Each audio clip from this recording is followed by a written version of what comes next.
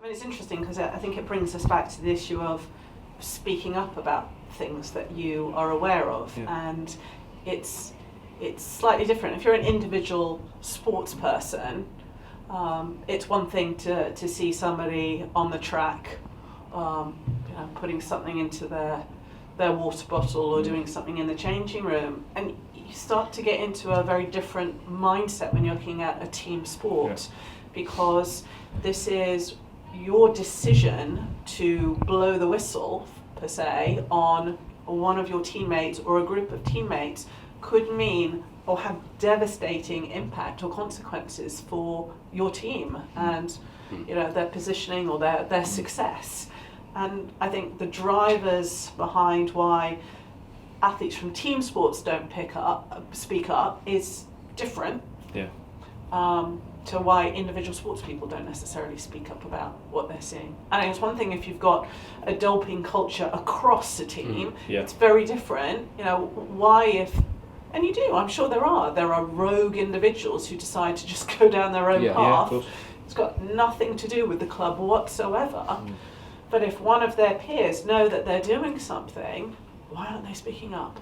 I'll relate it to actually in terms of accusing innocent people. I suppose this is where libel law comes in as well. I mean, and it was particularly seen throughout the Lance Armstrong case that, I mean, to write certain allegations, you almost have to have a positive test, which is impossible to secure. And the way Armstrong was ultimately done was not with positive tests, but other countries are more like. I mean, the problem here in the UK and Ireland, you can't even ask the question because that'd be considered libel. Whereas in France and in America, there's more scope to even kind of float the idea of, well, this looks a bit odd.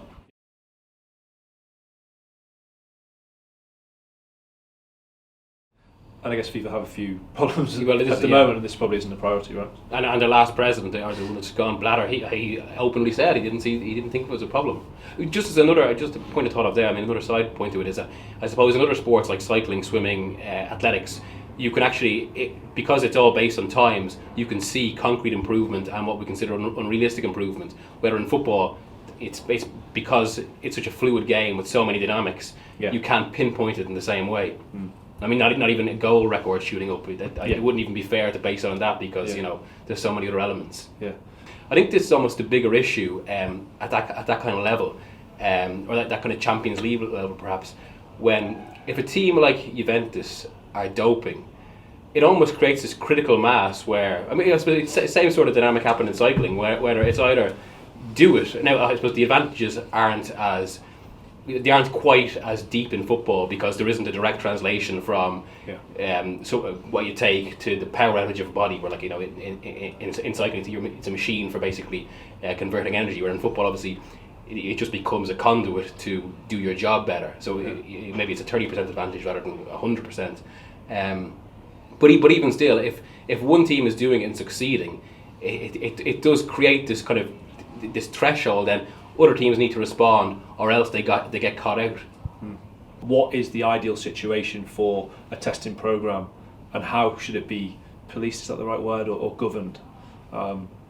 So you've got your out of competition testing. Everybody has to go through it. So whether it's Germany, whether Europe, North Africa, anywhere, you want to have a standardised way of programming, don't you? And it has to come from the top. Otherwise, the smaller, poorer nations just aren't going to be able to afford it. The International Federation needs to divert its resources away from the more affluent countries. Let them crack on if they've got good anti-doping organisations or national federations who are prepared to invest, for example, like the FA, and divert your resources where there is not the infrastructure and the testing going on. I mean, in relation to that, I often hear the argument that maybe we should allow doping because it'd be great to see the most talented athletes basically at the very limits of their potential. But I suppose that's that might be great to watch, but it's anti-sport in itself. So it takes the level or the competitiveness from the field into basically science labs, and who has the most money to invest in doping basically, or in the science. Well, who's willing to take the biggest risk? People will die. Right? Yeah, exactly. And in relation to the ideal situation, I mean, there's the simple maths here. Right now, it's worth a lot more, as we've seen from the history of doping. Basically, it's worth a lot more to invest in getting the best banned substances than it is to ensure that testing stays ahead of those banned substances, and that's the ultimate dilemma.